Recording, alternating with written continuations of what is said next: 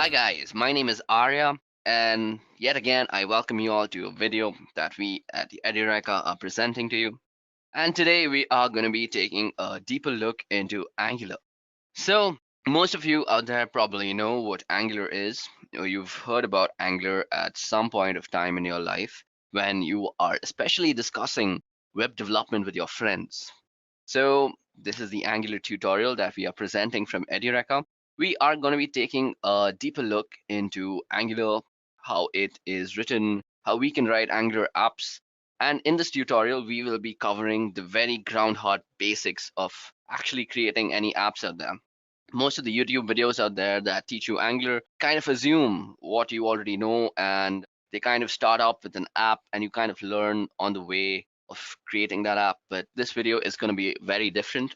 We are going to be taking a very classroom like approach to learning Angular through this video.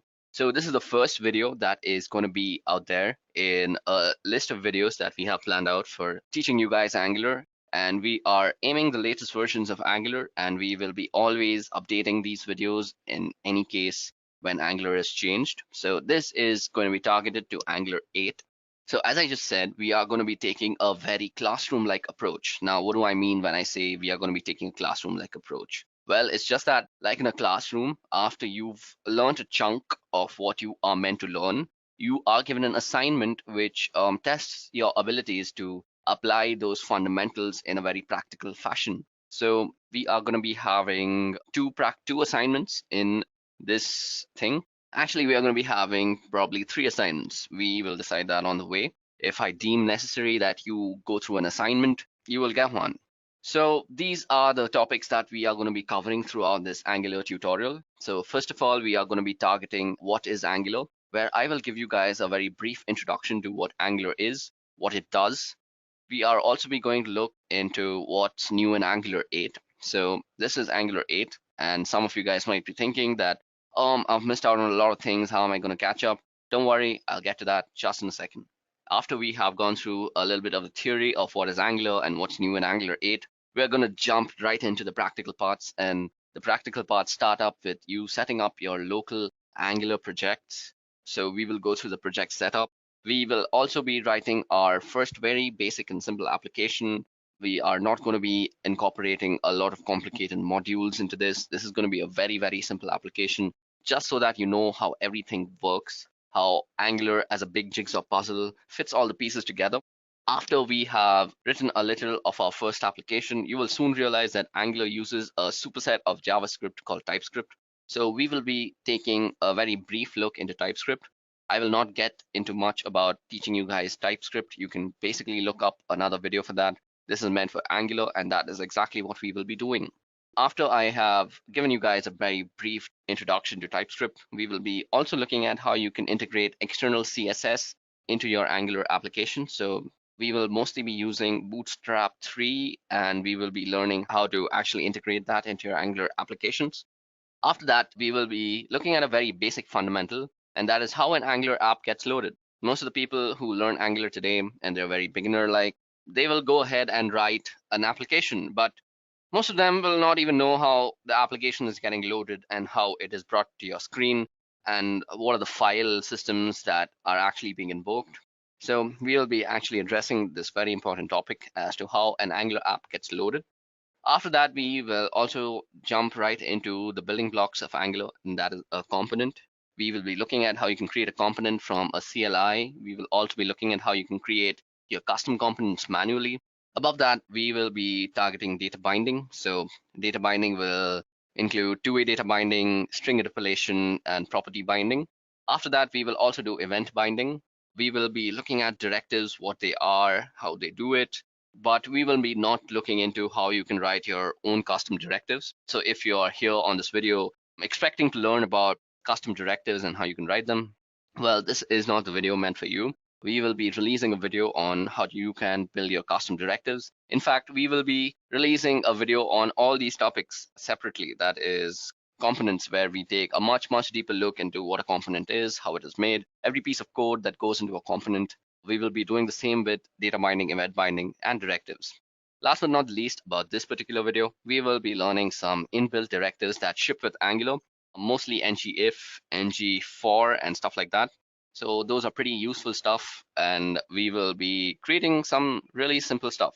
So as I said, I will be giving you guys some small assignments as we go along the way. So let's plan the assignments out. So after I've taught you guys how a component is made, I'm going to go ahead and get you guys to make your own components, and you can go ahead and then check your solutions with mine.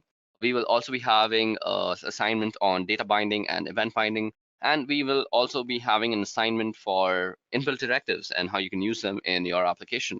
So that's about it. So to make the most of this video, I will suggest that when I give you these assignments, and after you have properly understood the concept, only then you should attempt the assignment. So when you're attempting the assignment, please do not code along with me. Mostly use the code along part of the assignment just to check if you have done the solution properly. Not only will this give you a better oomph at learning Angular, it will also churn your brains, get them to think in a very Angular sort of way. Now that I have put down everything that I need to tell you guys before we start with the course and this Angular tutorial, let's get started basically. Just another small thing I want to get out of the way. If you don't know Angular 7, Angular 5, or anything like that, that goes up to late, don't worry, you can still follow along with this course because you'll understand just in a while why. So the first topic that we are going to cover today is a very theoretical topic. So that is, what is Angular? So it only makes sense to start with what exactly is Angular. So for viewers who are watching any Angular video for the first time, you deserve an introduction to what you are learning. Now, most of you, I assume, actually already have done your research before coming onto YouTube and typing out Angular tutorial. So it's only mandatory that I give you this introduction. So first of all, Angular is a front-end development framework. Now that's out of the way. Let's get into what front-end development framework means. So if you have any web developer friends, you will constantly hear two words, backend and frontend, backend and frontend. So what do these two words mean? Well, the roles of a web developer are forked into two very distinct branches in this industry. The first is that of a backend developer, and the second is that of a front-end developer. Now, a backend developer is responsible for mostly everything that happens on the back end. So basically, stuff like routing. Well, routing is also done by front-end developers, but that's another thing. But routing is basically the job of a backend developer. Fetching things from a server, writing the JavaScript for all that things, that is a complete backend developer thing. Setting up the server for, in fact, setting up the database schema, that's everything a backend developer does.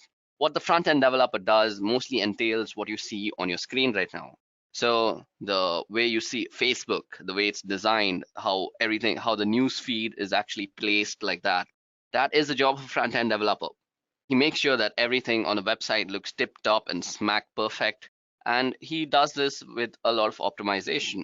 So mostly back in the day, front end mostly used to be done by HTML and CSS, and CSS used to get very complicated in this fashion.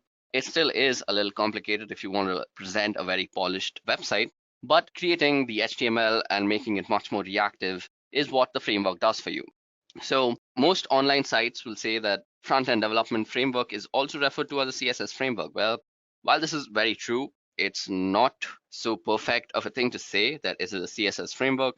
It is more of a reactive HTML framework, and I will explain just now how. So the second thing that you should know about Angular is that it is maintained and developed by Google. So AngularJS is a JavaScript-based open source front-end framework mainly maintained by Google and by a community of individuals and corporations to address many of the challenges encountered in developing single-page applications. We'll also get to what single-page applications mean in a moment. It aims to simplify both development and the testing of such applications by providing a framework for client-side model view controller, that is the MVC architecture, or the model view model controller, or the MVVM architectures as you might know it. So basically, it's maintained and developed by Google. Now, if you know Google, you know things they give you as a product is amazing. Things like Flutter really took off. Android, we know what it is today. And AngularJS has been out there since a long time. It's got an amazing community. If you have any sort of doubt, you can go ahead and post it out on Stack Overflow under the Angular tab, and you will probably get an answer almost immediately. Other than that, your problems might already be there posted by somebody else who is developing and face the same problem. So basically, you have a great community, great support from Google, and it's a breeze to work with Angular today. The third thing that you need to know about Angular is that it is a JavaScript based framework. Now, if that was not already obvious from Angular 1, which is named Angular JS, well, I'm just putting it out there. It is JavaScript based. So why is it a good thing that it is JavaScript based? Well, JavaScript is commonly known as the language of the web. So if you are interacting with any part of the web, you're probably going to use JavaScript or the JavaScript engine. You might be doing unknowingly, but you are definitely doing it. For example, you're watching this video on YouTube right now. You are using a JavaScript engine that runs a video framework. So yeah, so if you know JavaScript, you basically know how to talk to the web. So when you're trying to learn Angular, you don't really have to learn a new language. For example, when you're learning Flutter, you have to learn about Dart. So Dart is a new language that is developed by Google and is used in Flutter, that is their mobile application development framework. If you want to go learn Flutter, you can check out my Flutter tutorial on Edureka. But for now, you need to know that Angular is based on JavaScript. Well, not exactly JavaScript, it is based on TypeScript. TypeScript is the main language that is used in Angular scripts, and TypeScript is basically a superset of JavaScript. And we'll get into what TypeScript is later on. So basically, the fact that it is made up of, it is based on JavaScript makes it much more common and easy to reach out for developers like us. After that, we just discussed that Angular is meant for single page applications. So we are not trying to create multi-page applications with Angular. Angular is made for making single page applications. So what exactly is a single page application? Well, it does not require a page reloading. So for example, Gmail is a wonderful single page application. So let me just go ahead and show it to you. So if you go ahead and open up your Gmail account, and let's say you are straight up going to open on the inbox page. Now, if you were to go into drafts, let the site stop loading. Okay, so if you were to go into drafts, you see that there is basically no loadout here. Your screen isn't going into that whole whoop-de-whoop of loading. But if you are not on a single page application, for example, go to Webinar, which is a recording service. So out here we are on the My Webinar tab. And if I were to go to my recording out here, you see that this goes into a loading fashion. This is loading up a new page. So this means that GoToWebinar is not a single page application, while Google is a single page application. And you just saw how much faster Google can be. My God, this is still loading, and Google was done with it already. So yeah, single page applications certainly have the performance and the speed that you require today to do all your things very seamlessly. So it's great to have a framework that lets you create single page applications with so much ease. Okay, so that was all about Angular and what you need to know about it to actually go ahead and start developing apps using Angular. Now, another elephant in the room is Angular 8. Most people I actually teach Angular are very flustered with the fact that Angular is on version 8 at this moment. They are mostly flustered because they think they have to go through everything from version 2 to version 7 and then learn 8. Well, that is not the case. First of all, Angular was released as AngularJS, and AngularJS was the very first release, and everything changed with Angular 2 itself. The whole engine changed, how Angular written is changed. So basically, the major overhaul was done in Angular 2. And since Angular 2, after every 6 months, Google actually releases an update to Angular. And since then, it's been like Angular 2, 3, 4, 5, 6, 7, and now we're at 8. So those many half years that have gone. So it's basically been 4 years, I guess, if my math is correct. So now we're at Angular 8, and every update that they make out there is basically backwards compatible. So think you've learned Angular 5, well, you can still work with Angular 8 because most of the stuff that's been changed are backwards compatible. So now that being out of the way, let's go ahead and see what is new in Angular 8. Now, if you're a beginner to Angular, most of this will not exactly make sense to you, so I recommend you skip it. Please use the timestamps that are there in the description to skip to the next topic, and that is the project setup, and that'll be way more interesting for you. But if you're a guy who is tech savvy and likes to know what he's working with, what's new in that version, well, this part's for you. So Angular 8 came with a few changes and one breaking change. Most of Angular updates have a few breaking changes. So the changes that are very relevant in Angular 8, firstly, is the IV engine. So Angular uses a visual rendering engine, and that is going to be replaced with Angular IV. It is still in its testing phases, to be honest. It's a beta release in Angular 8. It'll become very much prominent in Angular 9, I guess. So IV is the most hype thing out there because your visual rendering API remains unchanged. So basically, you don't need to change your code, but the way it gets rendered is completely different. It's faster. much more optimized, and it's basically a breeze to work with. The next thing that's new in Angular is the Bazel engine. So Bazel is your way of orchestrating how your dependencies are there. So basically, it's like Webpack, but don't get this confused. It's not going to be replacing Webpack. Webpack is the god out there, but it is going to make Webpack's job a lot more easier. It's going to orchestrate and really serialize out what dependency you need to actually build your projects. So the coolest feature of Bazel is that it has a very smart algorithm for determining the build dependencies and injecting them into your project.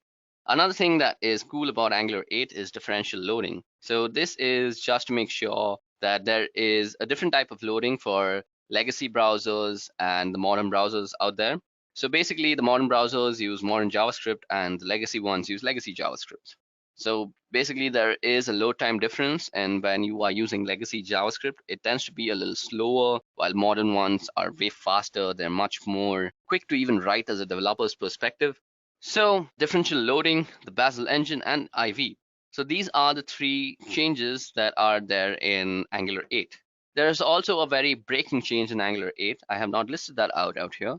Well, that has to do with the HTTP library. So to invoke the HTTP library, you would mostly have to import Angular/HTTP, but that has been changed, and that is the most breaking change. And that to now use the HTTP libraries, you have to import @Angular/common/HTTP.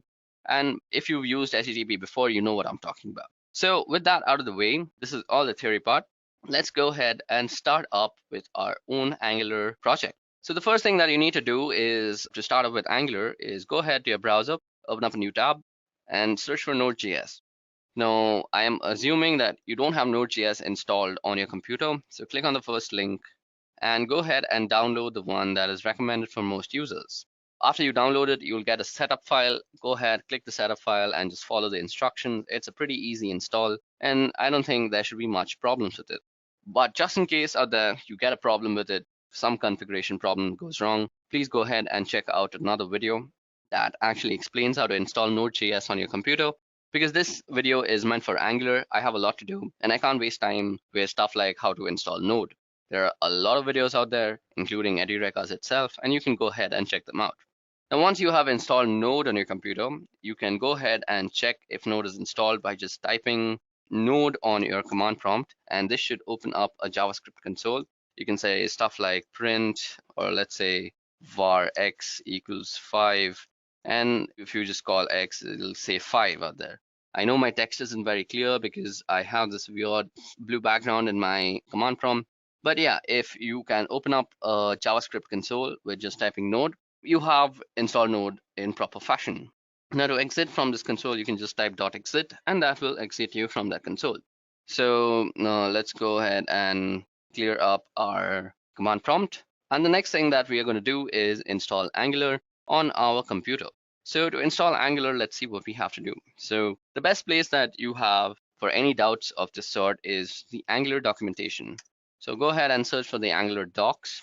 So this will open up the Angular docs. It's at angular.io/docs. Go ahead and check the setup part. So out here, you see that you need Node.js. Now that you have done it, you can go ahead and install Angular through an npm command. So npm is the node package manager, and all you have to say to npm is that you need to install. So install, or you can just simply say I and then -g, which basically means that it is going to be a global install and not pertaining to any particular folder or any project setup. So we are going to be installing this globally so that you can access the Angular CLI from almost anywhere on your computer. So after that, all you have to say is Angular/CLI, if I'm correct. Okay, it's @Angular. So for stuff like this, always keep the documentation open, and you should go ahead and press enter after that.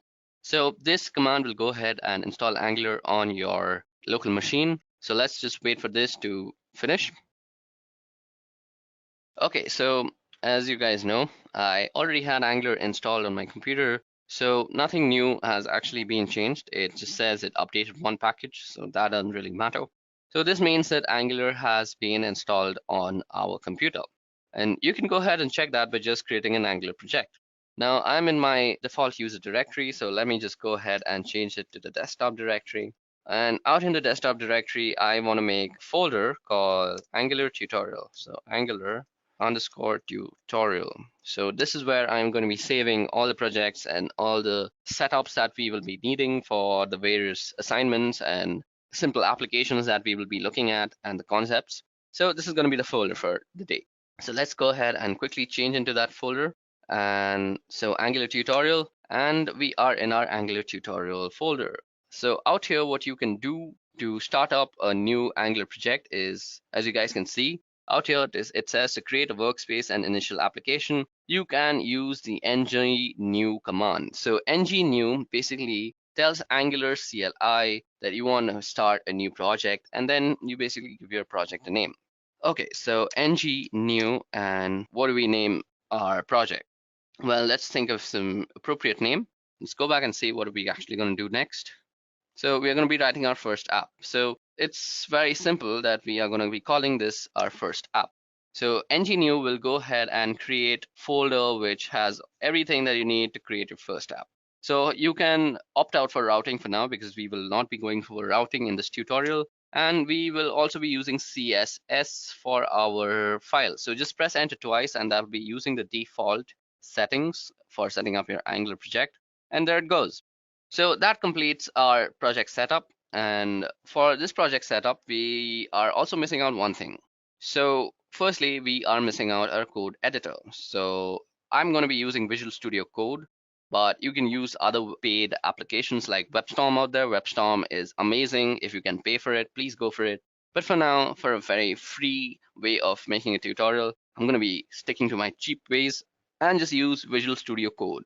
Now, just because Visual Studio Code is free doesn't mean it takes away from any of the functionalities that come from the paid apps. It has all the functionalities like syntax highlighting for creating and generating components. It's really good. You even get a built-in terminal to actually run your Angular CLI commands. Okay, so let's just wait for this project to get set up. It kind of takes a couple of minutes from some time. So let's just give it some time. Okay, so now that our Angular app is set up and running, all we need to do now is go ahead and just download Visual Studio Code. So to download Visual Studio Code, go ahead and type in Visual Studio Code on your browser. Go to the first link and also the second link out here that download Visual Studio Code. That should give you a setup file and you should just go ahead and set it up. That's very easy to do. So let's not waste more time and get started with writing our first app. Okay, so out here, if you were to go to your desktop and if you made a folder like me, like Angular tutorial, you will see that there's a folder that says first app. Now, if you were to open the folder, you see a lot of things you probably don't understand out here. So there is a tslint, which is a JSON source file. There's also the package file. There's a package lock. There's also this very important angular.json file, which basically includes all your dependencies. Now, this E2E file is not really going to be useful for us in this Angular tutorial. E2E basically means end-to-end, and this is made for end-to-end testing of Angular apps. What we are going to be interested in is mostly the node modules and the SRC. So out here in SRC, you see that there is this index page. There is an index page, which is your HTML file. There's also this style sheet, which is your basic styling of the web app that comes built in when you basically make any Angular app. So first of all, let's go back and let's open this folder particularly with Visual Studio Code. So as you guys can see, I have opened up our first app and we can go into our SRC and we can see that there's an app folder and we get a lot of files out here. So we have an app component.css file, we have an app component.html file, we have an app component.spec.ts file. So all of these .spec.ts files are basically used for testing purposes. We're not going to be concentrating on testing, but rather more on developing an app. So this is none of our concern for now. You can feel free to actually go ahead and delete it. Now, if you go ahead and open up app.component.ts, you can go ahead and see that there is a bit of code written out here. So there's an import line from the first thing. We can see that it's importing something called components from a library called Angular/core. There's also this decorator out here that tells Angular that this is a component. It has a selector, it has a template URLs, it has styles URLs. And in the class, you can see that there is a variable that says title and it says first app. Now, this really doesn't make sense to a beginner, but just wait on when we will know what all of these things mean, from a component to a class and everything else. So first of all, let's go ahead and see what this app that Angular ships with looks like. So to do that, go ahead and open up your terminal. You can simply do that by dragging it up and down. And out here, what you want to say is ng hyphen hyphen open, which basically makes your default browser open up. And all you want to say is serve. So this command basically serves the app that is in the development mode right now, and it will serve it on a local host at port number 4200. So it's compiling at the moment. So let's go ahead and see what it actually looks like. Let's give it some time to compile and it should open up the app for us automatically. Let's close off this one. Let's keep the documentation open. Let's close off the Node.js. Let's close off my mail. Okay, so this is the first app. Okay, so as you guys can see, we are greeted with a welcome screen. As you guys can also see, it's on a local server. This is not hosted at a global scale. This is just for your testing purposes as a developer. So you can see that it says welcome to the first app. Now, if you go ahead and see out here, it says title equals first app. Now, if you go ahead in the HTML part, you can also see that there is this little place where title is referenced back again. So as a developer, I think you can make some sense that these three files, app_component.ts, the app_component.html, and the app_component.css, is kind of interconnected with each other.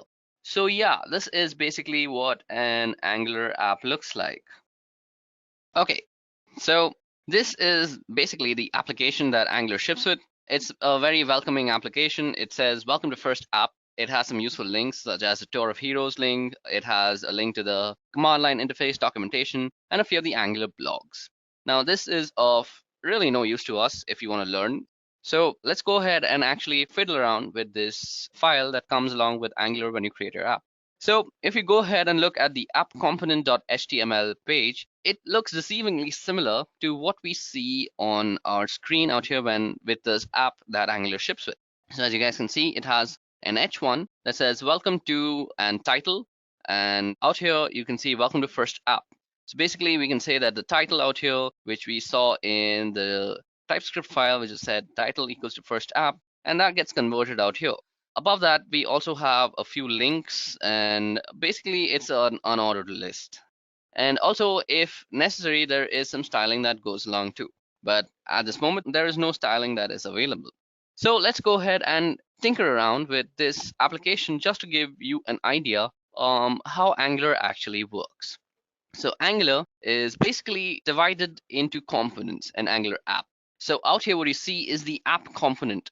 So every component has three files. It's basically it's a template. So it has its own styling. So that is app.component.css. It also has its template. So the styling is CSS. The template is app.component.html. And the logic, the business logic that goes inside this thing is in the app.component.ts file. Now, there is also this app.module.ts file, and I'll get to that just in a moment. But for now, what you want to do is go ahead and just delete all the stuff that is there in the app.component.html file. Now, don't forget to keep your terminal running, which is serving this application. So every time you go ahead and save, it basically saves it, and you can go ahead and see that it has reloaded it, and we have nothing out here, to be honest. So let's make this page a little more interesting. So firstly, let's give this just an input, let's say. So we want a div, and in this div, we are going to have an input of type text. Now, every input should also go with a label, and this label is for name. So we can give this type name equals name out here. Right, so let's make this a little less confusing for you guys. Let's call this first name, right? And out here, you see if we go ahead and save it, we should get an input out here. We can type stuff out here, but it really does nothing even if we press enter and stuff like that. So we can also have a paragraph out here, which outputs out our name for us. Please don't pay much attention to the syntax for now. Just try and understand what is happening in the background because we will get to the syntax just in a few moments. So we want to display the name out here. So to display the name, we need to create a variable called name. So go ahead and go to your app.component.ts file and change this name, the title, to name. And out here, let's change it to my name. So we're going to say Arya. So let's save that. Let's go back and save our HTML file. And as you guys can see, Arya is coming out here. But if we still type something in the input, nothing actually happens. Now what I want to do is, whatever I type in the input should automatically be reflected in this paragraph below it. So we can do that very simply with so-called tool that Angular ships with. Now these tools are called directives, and we will get into directives just in this tutorial. I'll be teaching you how to make use of inbuilt directives like the one I'm going to be using right now. So let's go ahead and use this directive. Now pay no attention to the way I am writing this because syntax is something that can be dealt with later on. So for now, what we want to do is start a square bracket and then an open parentheses bracket. That is the normal bracket. And what we want to say is ng model is equals to name. So name should be in your double quotes. Now this will tell Angular that whatever is being typed out here is going to be stored in a property called name. And we are also going to be displaying the same name down here in this paragraph. So let's go ahead and save this. And let's go ahead and reload our file. And you surprisingly see that the input part that we had has suddenly disappeared. Now what we want to do to realize our mistake is go ahead and say inspect. If you go into the console, it says uncaught error, template parse error. So it can't bind to ng model since it isn't known property of input. Okay, so basically Angular can't figure out what ng model is. Now this is because we have not imported the functionalities of ng model. Now I said that this is an input model and it comes shipped with Angular. But the way TypeScript works is that you have to go and tell TypeScript everything you are importing that you will be needing for your app to be running. Now, all your imports to this is actually done in the module file. So things that need to be imported when you are running this is done in the modules file. So as you guys can see, we are importing a few stuff already that is by default. So we are importing the ng module from angular/core, and we are also importing the browser module from angular/platform browser. Now, to actually make the magic of ng model happen, we need to import something, and this is @angular/forms. So everything ends with a semicolon. So basically in TypeScript, you need to tell TypeScript where everything is particularly. So angular/forms. And what we need to import is the forms module. Now, this was telling TypeScript that we are going to be using this, but you also need to tell Angular that your forms module needs to be imported. So you can do that by just copying this name and putting it in the imports array out here. So put a comma, you press enter, and type in forms module. Go ahead and save your HTML page also, just in case. And now what we see out here is we do not get any error first of all, and we have this nice little input box. So let's close this. We also have this nice little input box. It says ARIA in the paragraph. It also says ARIA in the input box. Now, if I were to delete that, everything in the paragraph also automatically gets deleted. So if this was not a single page application, for example, reflecting the changes you made to the input would probably take you to reload the page. But that is not with Angular. You can go ahead and simply type your name and everything will happen like it's magic and it'll appear down in the paragraph below. So that was all about installing Angular, setting up your project, and we set up a project. We saw how the shipping app actually looks like, and then we kind of fiddled with it. And this is how an Angular app basically works. You have components, and then you also have modules. So modules are like sub packages, like any app would be divided into sub packages. An Angular app is divided into modules. Now, modules contain components, and this is the component out here that we worked with just now. It is called the app component. Also, another thing that I want to bring to your notice is if we go ahead and open up the source code, what you see out here is it's basically an HTML page, but there's this weird app root element out here. It almost seems like we have built our own custom element. Below that, what you see is a bunch of script imports that Angular does for you so that Angular works properly. But the main interesting part is this app_root element. Now, if you remember, we had seen this app_root element in our app.component.ts file, and we see that we have a selector called app_root. Now, the page that gets loaded into the browser is actually this index.html page. Now, out here, you see that we have created this app_root thing. So basically, app_root out here is like a selector. So basically, this will help you understand how an Angular app gets loaded when we get to that. So index.html is basically the file or the source code that you see out here. It also happens to have this app_root custom element. Now we built this custom element using our components, and we told our component that the selector for this custom element will be app_root. And the template of that component is stored in app.component.html, which is basically this file. And also the component has some styling, which it at the moment doesn't have any. If it would have any styling, it would be in this app.component.css file. And basically that's it. And we have our app.component.ts file, which makes sure of the logic that is working properly. So basically this is how Angular works. It's a bunch of components. Now let's go ahead, and this was our first app that we created. Now let's go ahead with our next topic, and that is what is TypeScript.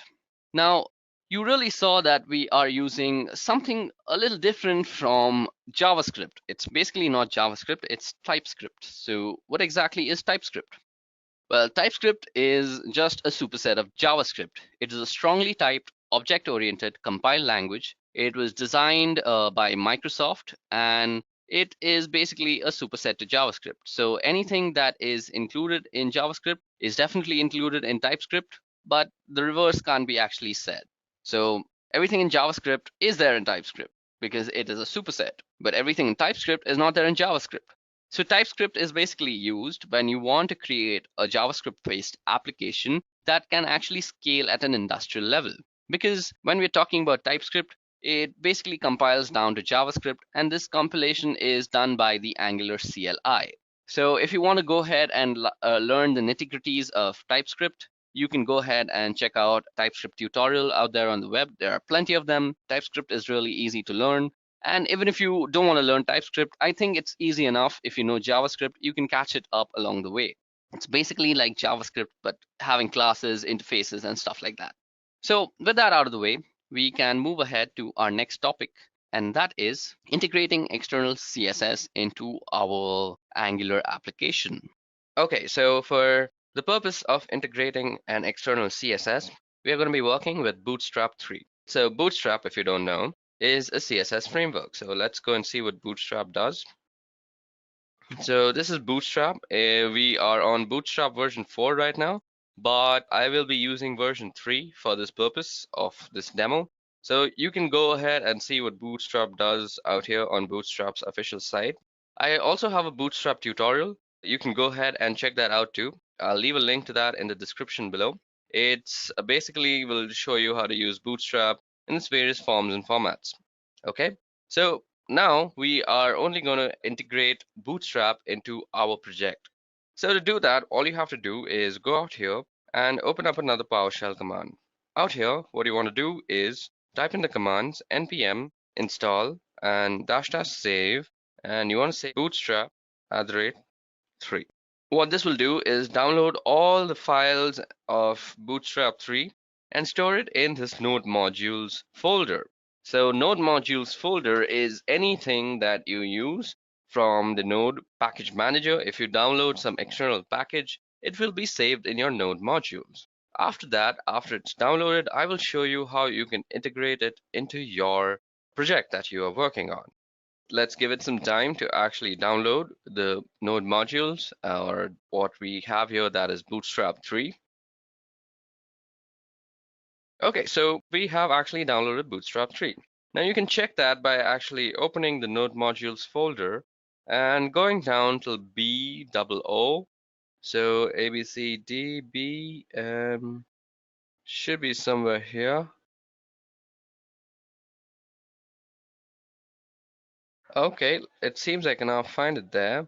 Let's go ahead and check it out on our desktop. So we have Angular tutorial, first app, node modules. And there should be a bootstrap out here. Yep, below bonjour. So it should be below bonjour. So let's go ahead and find bonjour out here. So this is our bootstrap folder that we had just downloaded. Now out here we have a few folders. So under this bootstrap folder, go into the dist folder that stands for distribution, go to CSS, and all you have to do is copy this, right click on it, and copy the relative path. Now all you have to do is go into, let's minimize this a little so that it becomes easier to work with.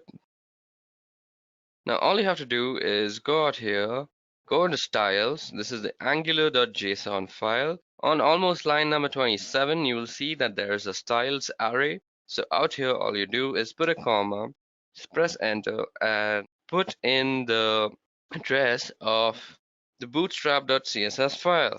Now beware that when you copy the relative path, you have to actually go ahead and change this all to a backslash. So just change all of these to backslashes and you should be ready to go. So let me just show you guys. This is without actually having Bootstrap installed. So this is the app that we have created. Now, if we were to just go ahead and inspect, we can go ahead and see that in the head part, there is only one style that it says text/CSS. This other styles is just a way of telling Angular that there's a source mapping of all the CSS styles. Now, at this moment, you can see that this is the global styles to this file. Now, once we actually go ahead and save our angular.json file, and then what we have to do is actually go ahead and node where we were actually serving, hit Control C, and then what you want to do again is serve it again. So basically save your angular.json file, stop serving your application onto the server, and then save all your files, and then start up a new fresh serve process again.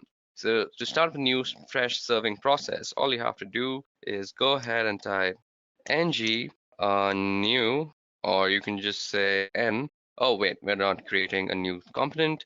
All we want to do is say ng-o and serve. So remember, this has only one style at this moment. So now let's see how we can actually integrate Bootstrap if we actually could integrate Bootstrap into our project. Okay, so our application has actually compiled, and let's go ahead and see, let's go ahead and inspect our page. And if you go into your head part, you will see that there is a new style that has been added. So this says that Bootstrap version 3.4.1 has been added, and now you can use all the styling that comes along with Bootstrap. For example, if I were to put this division inside a class called Jumbotron, this would give it a specific type of styling. A Jumbotron is not exactly meant to be used like that, so let's go ahead and change it to a container. Now, if you want to know about all these Bootstrap classes that I'm using, you can very well go ahead and check out my Bootstrap tutorial that I have up on Edureka's site. Okay, so let's remove this. We are not doing the styling properly at this moment. Let's get back to this. Okay, looks like we have actually broken something, but what I wanted to show you is that we actually have Bootstrap going on and our Bootstrap is completely working. So this is Bootstrap version 3.4.1 for us. So that is, guys, how you would add an external CSS file to your project. Okay, so our next topic for today is how Angular actually loads. So if we go back to our code editor and we analyze all the files that we've seen. So first of all, you have three component files. That is the component styling file, the component template file, and the component TypeScript file. Now, if you were to go back to your page where your application is loaded and you were to inspect it, or to be honest, you have to go and see the source. So in the source, you see that there is this app root element. Now, how does the AppRoot element know that it has to insert an input box and a paragraph out here? Well, let me just explain that first, because this is a very important concept. This will help you how in learning Angular because you're getting to the root and fundamentals of how Angular is working. So firstly, the page that is getting served by the ng serve process is this index.html file. Now, in this index.html file, we have somewhat of a custom element with the selector of app root. Now, if you were to realize, we have tied in this app root selector out here in this app.component.ts file. In this app.component.ts file, we have a decorator method. We have a decorator class, I'm sorry. And in this decorator class, we have said that the selector is going to be app root. Basically, it saves a string as a selector and it gives it a value that this is going to be used for recognizing an element on an HTML page. We have then also said that the element will have its templating in an app.component.html file. So very basically, when an app root component is present on your HTML file, Angular knows that it has to serve these three files out here. These three files out here, the app component files, it knows because it's tied in with the selector. Now, if you go ahead and see it out here, there is a module file also. Now, before we get to the module file, I'd like to tell you that the first piece of code that is actually run is always the main file. So out here, the main file is the main.ts file, and out here you see this line out here. So out here in this file, basically there are a few imports. One is to enable production mode for development purposes, but the most important line out here is platform browser dynamic, and it's a bootstrap module. So in this bootstrap module, we are passing in the app module as an argument. So since the app module is being passed as an argument, the app module part is actually invoked out here. And out here you see it has another bootstrap array. So this bootstrap doesn't actually refer to our bootstrap CSS framework we just included. Bootstrap means what should be run first when you are actually running an application. So out here we are saying that we want to run the app component, and the app component here happens to have this HTML file, this CSS file, and this TypeScript file, which are also tied into the index.html, which is app root selector. So whenever this app root selector is found on this HTML page, it is going to actually serve these three files, and that is exactly how an Angular app is loaded onto your screen. So this workflow is very important for you to understand, such that you know where you are going wrong, just in case in future debugging processes. We will be having a very detailed lecture on debugging in the future, so please hang on for that.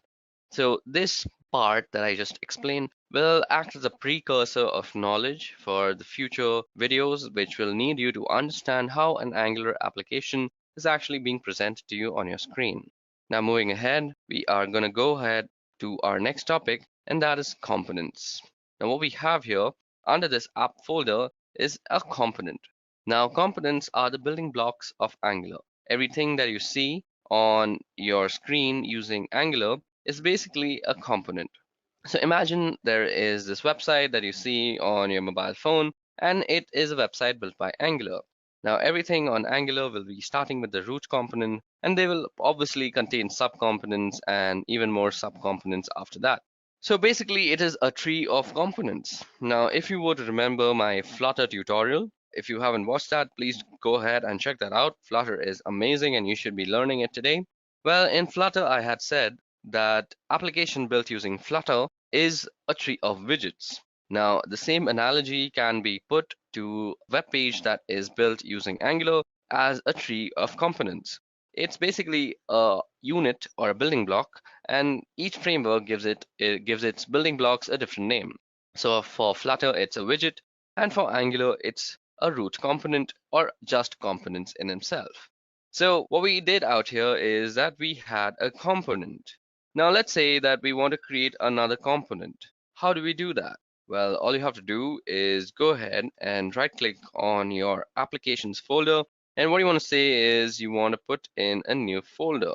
Now let's call this folder, let's say we want to have a component called servers. So let's call this servers. And out here, what we want to do is we want to create the server files. So out here, we are going to create a new file. So we are going to create a new file, and this file is going to be called the server.component.html. So why did we choose this naming process? Well, when you are building an industry level applications, you tend to forget what is what. So naming something appropriately. So out here, you know that this is the server.component.html file. This gives us very good information. For example, it is a server, it is a component, and this is the template HTML file. Now in this template HTML file, we could be putting anything. For example, let's just put an h3, and we could say that this is the server component that you are viewing. So if this is coming on our screen, we will know that this is a server component. Now we also need to add a new file out here. So to serve this file, we need a TypeScript file first of all. So what we need to do is create a new file, and this will be the server.component.ts file. So TS stands for TypeScript. Now, if you were to go ahead and check out the app component.ts file out here, you see that there is an import and then there's a class. So first of all, we are going to try and replicate this because that is also a component and we are making our component manually, so we will know what we want to do. So first of all, we want to say export class, and let's say server. Out here, let's see the naming fashion of how it is used. So it says app component. So to make it more clear that this is a component, we could just use something of a naming structure like server component. Those are brackets. Now we said export because we want to be using this class everywhere else. So this was your way of telling Angular that this is a component. But this is not where it actually ends. You also need to tell Angular by actually putting a decorator. So @component will tell Angular that this is indeed a decorator. So out here, if you were to go ahead and again look into your components file, out here you see that we have to open the components part and type in the selectors. Now basically what we want to put in this component is we want to say how we want to select this. So we're going to say selector, and our selector will be, let's say, a server. I'm sorry, that's not how you do it. Let's just go back. And as you guys can see, our things are becoming much more easier because of this IDE. Things are getting imported into our file system. Now what we want to say out here is our selector will be, we have to pass a string, so it is going to be server. Now we can actually call this a server, but that is not the proper naming fashion. So just to make sure your selector doesn't actually go ahead and clash with any inbuilt selector or some selector that might probably ship with Angular, what you want to do is call this app server. So you just put a hyphen in between and you call this app server. Now another thing that we need to do is pass the HTML file. So we can say template URL. So let's see how we can actually use the template URL part. So you see that it is a template URL and we have to pass in the components.html. So out here, let's go back and let's say template URL, and all we have to do is pass server.component.html. Now let's see if we are missing out on anything. You can always go back and check there. So we have to put the dot and the slash just to tell it that it is in the same parent directory. So dot slash server.component.html. And for now, we can skip on the styling because there is no styling involved. So we do not put a semicolon here because this is basically like an array. So let's go ahead and save that. So that saved successfully. And now what we can do is go back into our app component file, an HTML file. Let's go ahead and delete all this. Now what we can say is, let's put an H1 to know that we are in the app component file. So this is app component that we are looking at. Now, if you guys remember, we have used a selector out here, that our selector for this will be app server. So whenever we put an app server type of selector, then H3 should be rendered, which says this is the server component that you are viewing. So let's go ahead and do that. So let's go back to our app component and let's say app server. So since we have put our app server here, what we should be able to do is, so since we have put an app server there, an H3 should be actually rendered there. Now let's go ahead and check if that actually happens. Let's save all our files. Let's save that. Let's save this. Now what you see out here is nothing is actually getting loaded. There is no H1 and there is no S3 either. Now this is because we have forgotten to actually put it in our modules. So if we see that nothing is actually getting loaded, there is no H1, there is no H3. So let's go ahead and inspect, and let's go into the console. And if you go ahead there, you'll see that app server is not a known element. And the beautiful part of Angular is that it also gives you a solution most of the time. So if app server is an Angular component, then verify that it is a part of this module. So this gives us an idea that there is something missing in the app modules part out here to know that what this actually does. So if we were to look at our app modules TypeScript file, we would see that there it kind of looks like a normal TypeScript file. There are a bunch of imports in the beginning. Then there is a decorator, which is the ng module decorator, and it has a bunch of arrays. Now in these arrays, we have understood what the bootstrap part does. It basically tells which component should be loaded or which service should be loaded when our app is loading for the first time. Now, we also need to tell Angular that there is another component that you should be aware of. This is not done automatically if you are creating your servers and components manually. So what we need to do is go ahead and tell Angular that there is a server component.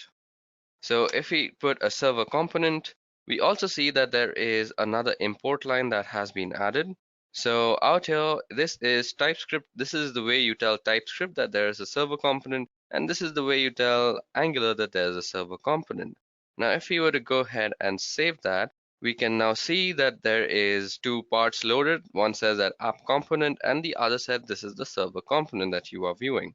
If you were to go ahead and inspect, you would see that this is the head, then this is the body, and inside the app root, we will have the app server component that is running. Inside the app server, we see that there is an h3, which is basically this part. So this is how you can create your components manually and then add them to your project and add them successfully too, so that Angular and TypeScript both understand how your components are being made. Now, you can also add a styling to your components by just adding a styling folder, I mean a styling file. So you will be calling this the server.component.css. So this is going to be a CSS file, and out here we can just say, since we have an h3, we can say color will be, let's say, blue. Let's go ahead and save that. And now what we need to do is go into the TypeScript file, and we also need to give the styles URL, and this is going to be, so let's go ahead and see how styles are actually put. This is put in an array, so that's exactly what we're going to do out here. So what we want to say is, let's just copy this out because it's going to be the CSS file in the similar fashion.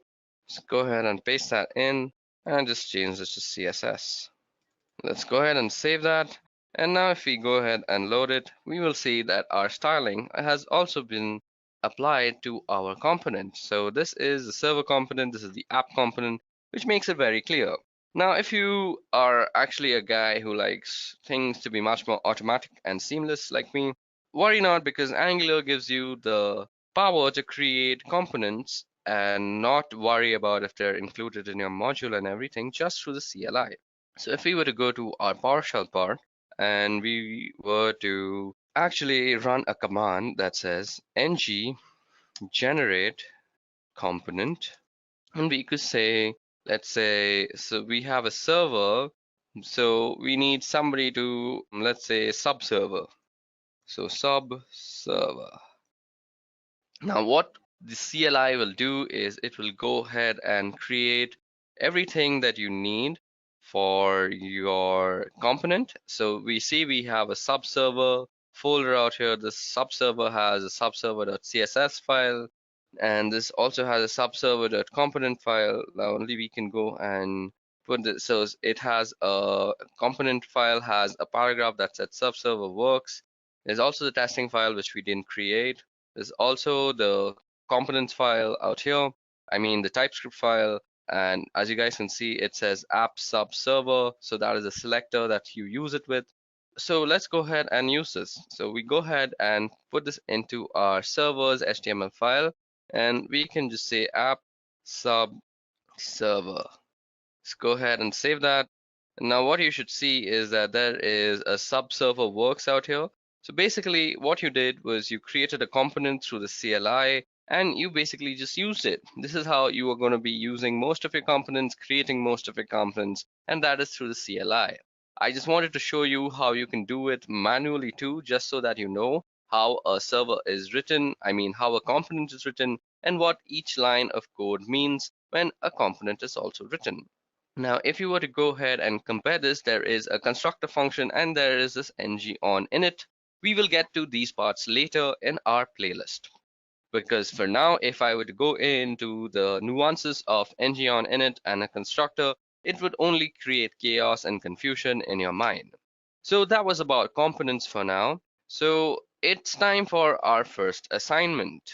Okay, guys, so that is how you use and create components using the Angular CLI. Now, coming back to the server component that we created, I would like to bring to your notice a few different things that you can do. So first of all, let's go ahead and analyze the selector part. So if you have any experience with web development, you will know that a selector is basically a way of selecting stuff or elements on your HTML page. Now, when we say app server like this out here, this could be anything. This could be a property, this could be a class, or this could be an HTML element too. For now, this is an HTML element. But let me just show you this can also be used as a class. So let's see. We say it's .app server, and let's go ahead and save that. So this is going to be .app server. Now let's go ahead and find where we actually used our server. So we have used the app server like this. Now if we were to comment this out, and let's say we put in a div that had a class and it said app server. Now as you see, this is the server component that you are viewing and the sub-server works. So let's go ahead and inspect that. Let's go into the body. That's the app root. And then there's a div which has a class app server instead of an app server component. So what we did was that we created an app server and we made the class a selector. So the selector is basically a class now. Now the class can also have its own styling, and that's basically how you do it. Now, instead of actually writing your template URLs like this, you could also, let's command this out, you could also say something like a template. So your template could be just a template, and you are going to put your template in these quotes. Now, this could be something like subserver. Okay, so this will basically put the app subserver in this template. So instead of a template URL, you could be using a template too. And instead of your styles URL, basically you can do some inline styling. Now, before we go ahead with our next topic, what I would like you all to do is solve an assignment for me. So this assignment will test how good you are at creating your components. So let's go back and just change everything back to the way it was. So let's save it, save this, let's save this, save everything. So out here we can just say app server again. And now that creates an app server for us. Okay, so this is save. And now I want you guys to do a basic assignment actually. So let me just write down the instructions for the assignment. Okay, so for your first assignment, this is exactly what you are going to do. So as you guys can see on the screen, I have put down 3 instructions. So first of all, what you have to do is create 3 components called red, green, and yellow. Now we have to use them in the app component part, and then we have to give them some appropriate styling and probably an appropriate message. So you guys can pause the video out here and go ahead and try and create these 3 components, and then come back if you actually are successful or not also, and check out the solution that I will provide you guys. Okay guys, so that was the first assignment I just gave you all. So I hope you guys had paused the screen when I told you that I'm giving you guys an assignment, and I hope you guys actually try to solve it, because in this part we are going to try and solve the assignment I just gave you. So this part you can use to see how correct you were. Well, it was a pretty easy assignment, so I hope most of you guys got it, because that means I could successfully teach you how to actually use components. So for the solution, we have created out here Angular folder that says assignment 1, and it has nothing in it. So let me just go ahead and open it with Visual Studio Code.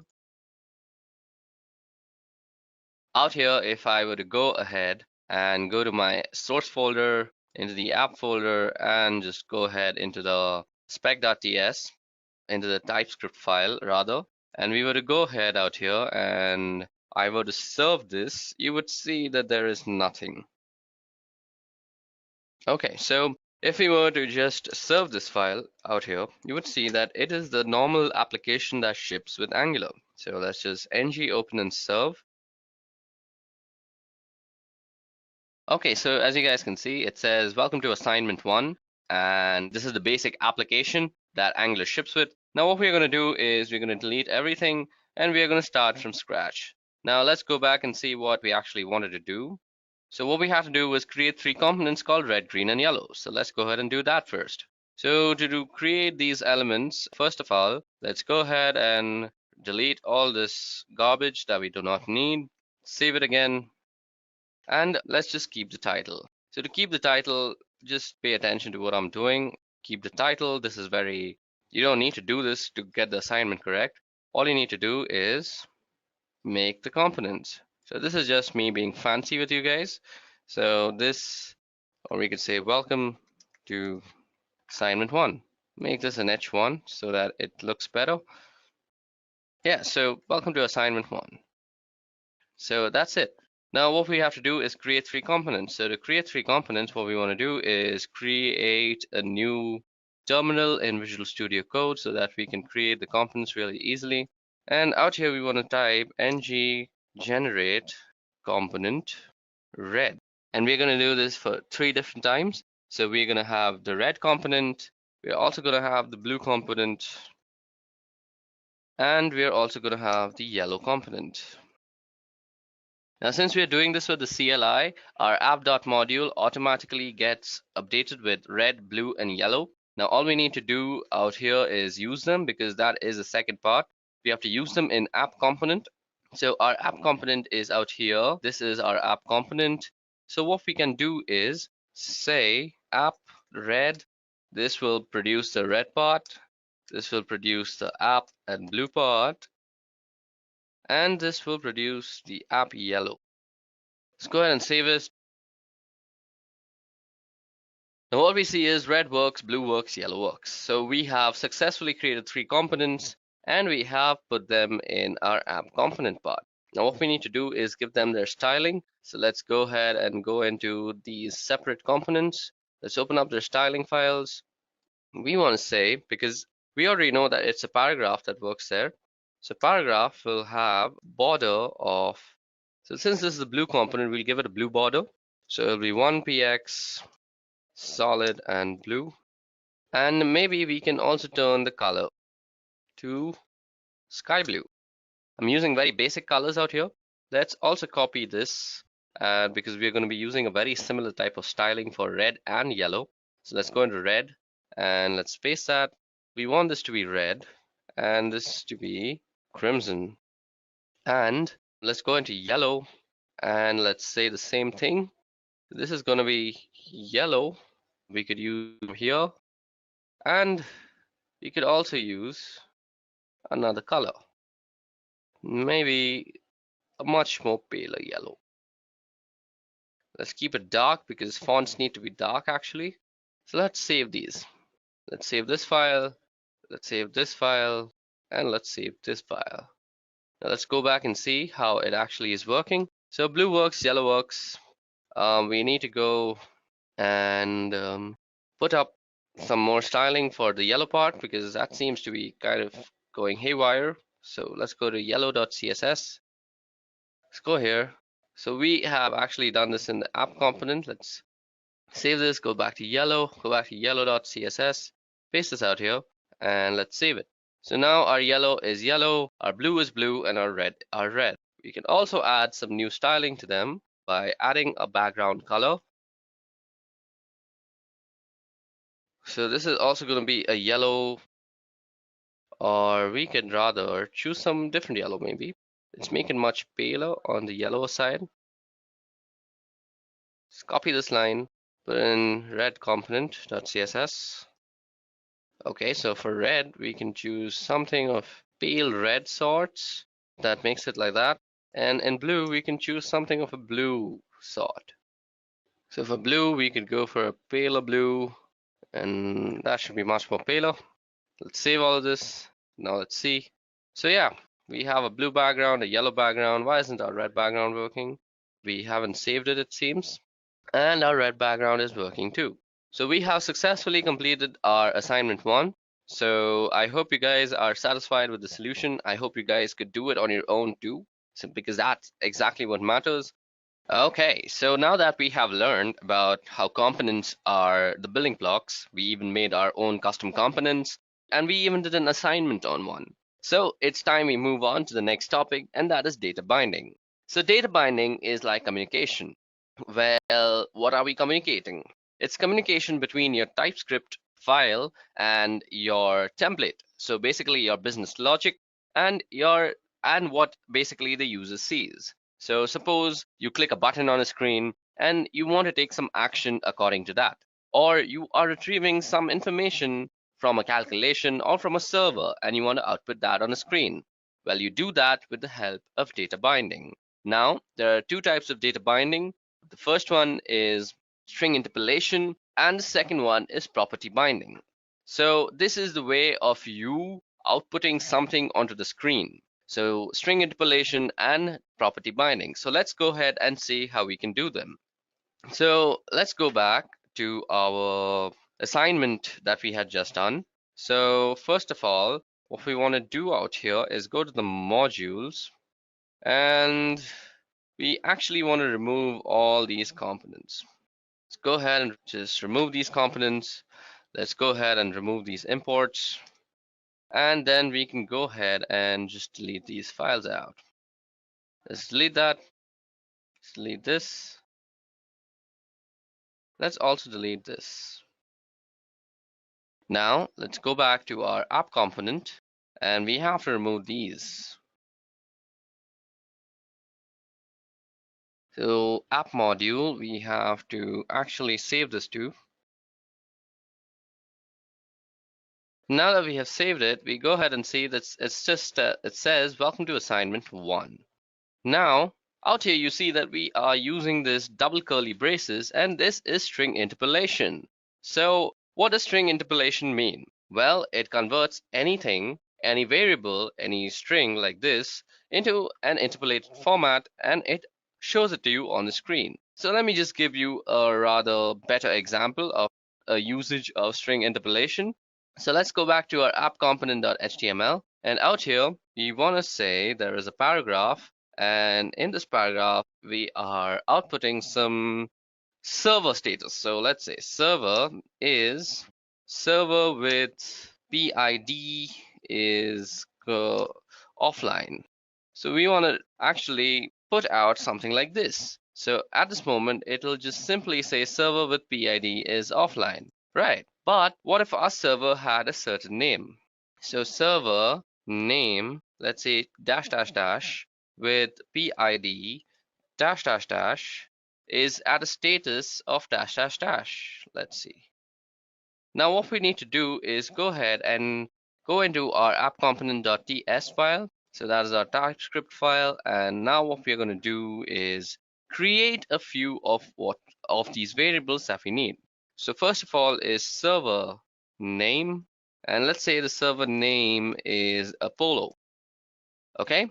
And we also need a server PID. So server PID is gonna be, let's say, 11. And we also need a server status. And then we can set the server status to offline. So this will be a string. So that's why we just surround them with our single quotes. So now we can say something like this on our components.html page. So if you remember, we were getting the title of our general application that ships in with Angular when you make a new Angular project. You see that it says, welcome to so-and-so application. So that was done with string interpolation. If you remember, it was the curly braces that held something like title in there, right? So out here, what we can do is put some variable or even a function that will return a string or anything basically that can be converted into a string, and that will be displayed out here between these curly braces. So what we can do is we can reference the server name. So server name is basically kept in like this. And then with PID, so we can put the PID out here. So this is a number. So the number can also be converted into a string. So therefore, string interpolation will work in this process. And we can also put in the server status, of course. So we put in the server status by referencing the variable that holds the server status. Okay, so now we have done the string interpolation. So let's go ahead and see what our output looks like. So server name Apollo with PID 11, that is process ID 11, is offline. Now, I had also said that we could put in a function out here. So let's go ahead and create a function. So in this function, we will basically toggle the server ID. So we can say toggle. So in this function, we will basically be toggling the server status. So we will say something like toggle server status, and this will return this dot server status equals to not. Okay, so what we do out here is for toggling this, we will say equals to false. So if it's false, let's just understand that it is going to be offline. We could put in some logic to say that false will print out offline, but let's not get into that for now. So we can say something like, or rather, let's not deal with this. Let's do it the way it should be done, not be lazy people. Now we can say there is a status flag and it is set to true or false in this case because it is offline. Now this dot server status flag will be made true out here. Server status equals to true. So we're going to make it true, or rather we could make it not of this dot server status flag and status flag. Now that will work properly because this will basically convert it and there should be no spaces out there. And we can say if this dot server status flag equals to true. So we can say if this dot status flag equals true, we have to open our braces and we'll say server status, this dot server status will be set to online. Okay, and there we go. And after this has been done, we can just return this dot server status, right? So basically what is happening out here is we have set a flag, okay, missing white space, quick fix. So we can put in a triple equals just to make sure it's exactly true and not only check the equivalence, that is, and also check the value. So out here what we are doing is we are setting a status flag to false, and according to that status flag we are changing the server status to online or offline. Okay, so now that we have put in this function, we can use that function by calling it in our string interpolation method. So just instead of putting our variable, we can put in the function, and this will change the server status to online. Now, basically, what we are doing here is really simple, is it's returning a string and it's being converted into a string. Okay, so now that we have toggled the server status to online, and we did that through passing a function in the string interpolation, so now let's understand how we can do property binding. So every HTML element has some property or the other. These properties lists can be easily found on MDN, that is the Mozilla Developer Network. So let me just give you an example of a property. So let's say we had a button to toggle the server status further from offline to online again and again, instead of just being toggled from offline to online hard coded into the code. So let's say we had a button and let's say this said toggle server status, right? So if we had something like a button like toggle server status, so we have a button like this out here, but it really doesn't do much at this moment. But let's say, just for the sake of showing property binding, let's say the button was disabled and you wanted this button to be actually enabled after 2 seconds that your website has loaded up, just so that there are no discrepancies in the button press. Okay, so we can achieve that by writing a constructor function in our class component. So out here you can make a constructor. So we can say set timeout. So we have to first give the time after which it will be enabled. So let's say 2.5 seconds. So it's 2.5 seconds, and now we have to put in a logic of actually turning this button to be enabled. So let's say we have a variable called button state.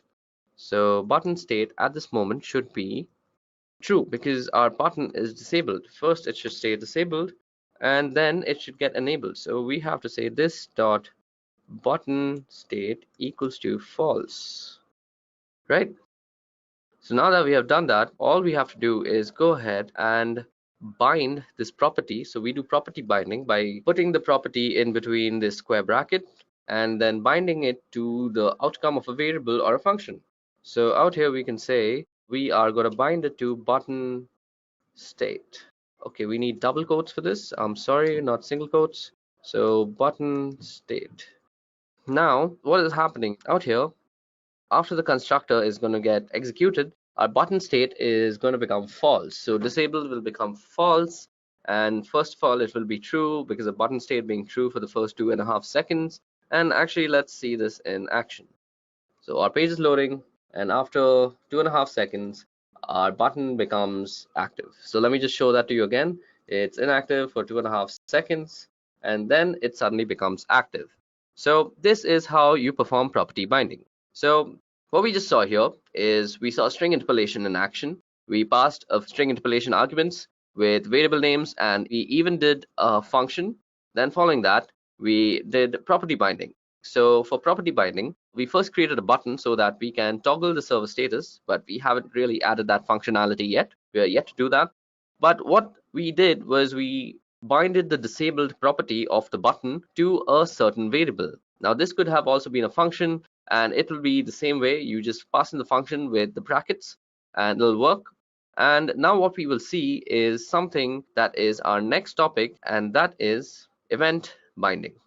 So event binding is basically binding DOM events to certain logic that will reside in your TypeScript. So we want to bind our toggle server status that we had created out here, because we are basically toggling the server status and then returning the server status. So we can basically do that by passing an event.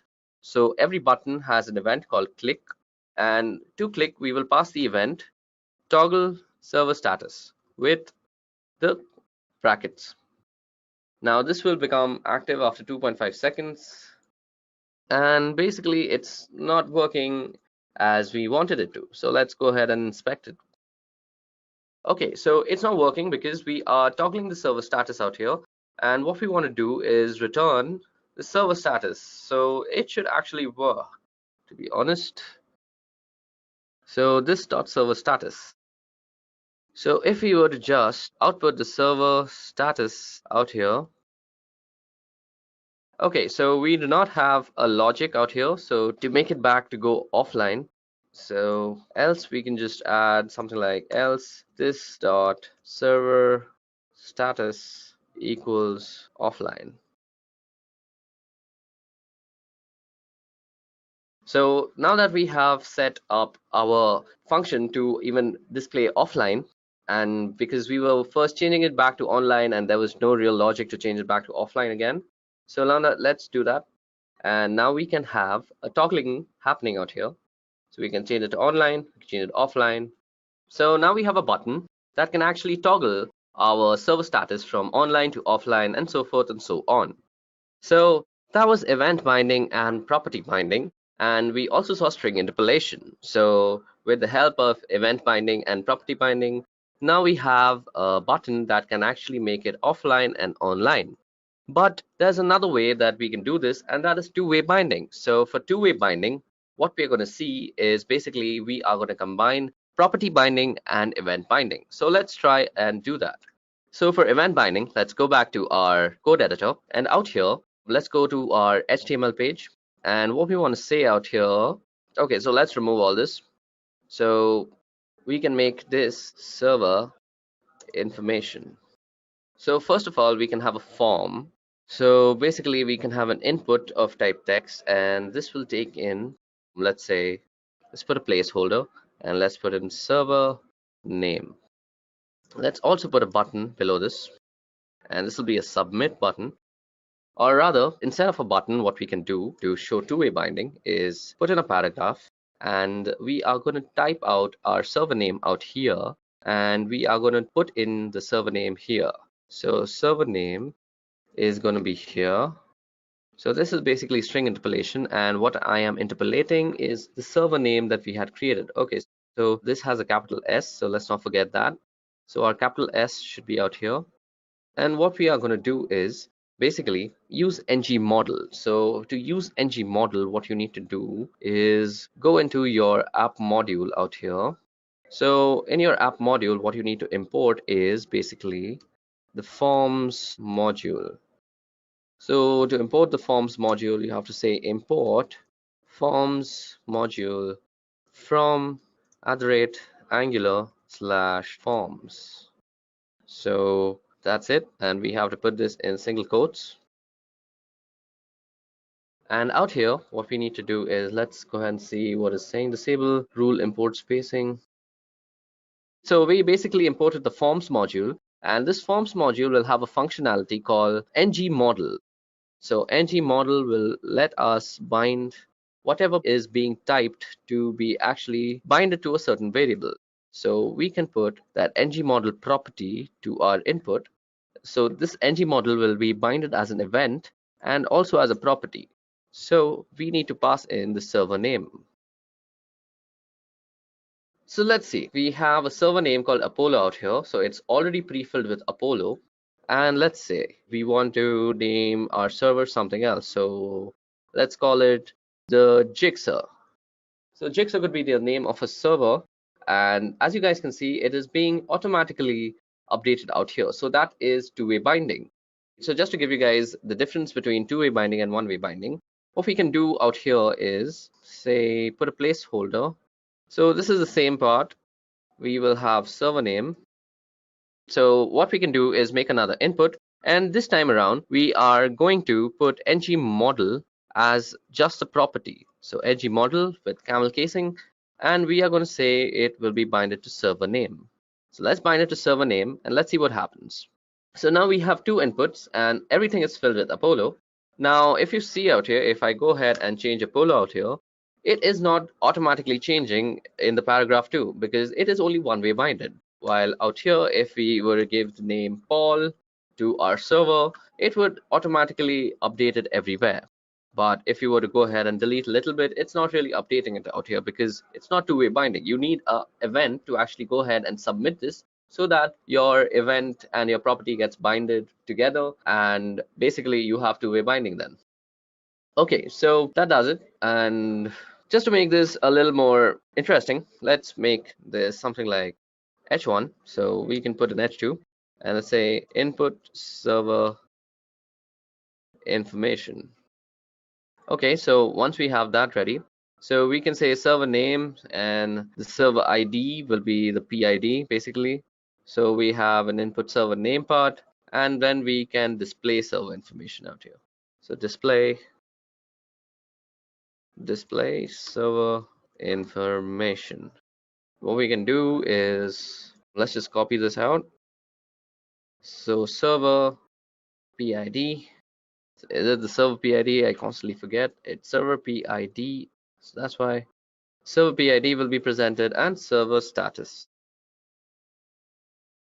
So now we basically have a small little server page going on, and we have a button that can toggle the server status. We have a place where we can input the server name. So what we just saw out here is basically we saw string interpolation. So all this output is being shown to you through string interpolation. We are binding a property to this button, and with the help of that, we are toggling it for the first 2.5 seconds. This is disabled now, and this will become enabled. Then we saw event binding, where we actually toggle the server status with the help of a button. And then we also saw two-way event binding, where we put in an input method or an input element, and we are constantly displaying what is there in the input with the help of two-way binding. So this brings us to our second assignment for today. And in this video, I would like to say that again, please try and solve the assignment on your own. And these are the instructions for your second assignment. So for assignment 2, what you have to do is create a page that can take the input of a first name using two-way data binding, and you have to output the name using string interpolation. So again, for using two-way data binding, remember you have to use ng model, and to use ng model, you have to go and import the forms module into your apps.module.ts file. And in that apps.module.ts file, you will also have to declare it out there. So don't forget to do all that. And in the output, you have to actually use string interpolation. then we have to add a button to reset the name to a blank string. So this should be something like property binding, I guess. I won't know until I solve it myself. And again, this button should be disabled if the name field is currently empty. So I would suggest that you pause the video right here and you go ahead and solve this. And if you can't solve it, you can always follow along with me because I will be coding to the solution of this assignment right now. So let's go back to our code editor, and what we're going to do now is try and solve assignment number 2. So I'm going to keep on editing the assignment project that we had made. I'm not going to make new assignment project. So what we're going to do is basically remove everything from here. Let's remove everything. We will also be needing some new logic. So this is not going to work for us. So let's go ahead and remove that. We also don't need a constructor function. We don't need anything. We just need the class to be there. And that's all. At this moment, I will also let ng module be there in our apps.module because we will be needing it. So I'm not going to edit this out. So let me just say that I have saved everything. And now all we have is a blank canvas that we can start developing on. So our first instruction says that we have to create a page that can take the input of the first name using two-way data binding. So let's see. We want the user to know that he is inputting his first name. So label, and this is going to be for, it's going to be for first name. So we can say f name, something like this. And then we can say first name. And out here, what we can do is put an input that has type text, and it also has a name of f name. So the label is now binded to our input. This is how you should properly always code. We also should put in a placeholder even though we have a label, because that is just good practice. So we are going to say first name in the placeholder, and now we have a place that we can put in our first name in. So we can also put in a space out here. First name is going to be here, right? And we also need to input our first name in a paragraph according to the second instruction. So we can put it out in a paragraph, and we can use string interpolation for this, and we can just use a variable called name because we are only dealing with one name. There's no last name, so we can just create a variable called name. Now we go back to our TypeScript and we create a variable called name, and let's keep it blank for now. Okay, we are not going to use double quotes, we are going to use single quotes, and let's keep it blank for now. So now we can say our name, which should be displayed out here. So basically what we need to do is two-way binding. So that is pretty simple. We learned that really easily, that we can do this through the ng model, and we can bind it to the property of name, or rather the variable name that we just created. So out here we will have a name, and we can just go ahead and start typing now, and our name gets typed out here. Now, the other thing that we need to do is we need to add a button to reset the name to a blank string. So first, let's go ahead and create that button for ourselves. So we need a button, and this button should say reset name. And basically, it should have a function or an event whenever it's clicked. So whenever it's clicked, it should have a function that basically goes ahead and turns the name blank again. So we can have a function called reset name. So reset name is going to be our function. So let's go ahead and create that function now. So reset name is going to be our function, and what we want to do is set this dot name equals to blank again. We can actually do this without the event, I guess. So we can fix the missing white space. Let's see if we are actually, if you do reset name, it goes ahead and resets the name to blank. So we have binded it to an event, and that is the click event, and we need reset name out here. We are not passing anything because it is directly being binded to the property, or rather the event out here.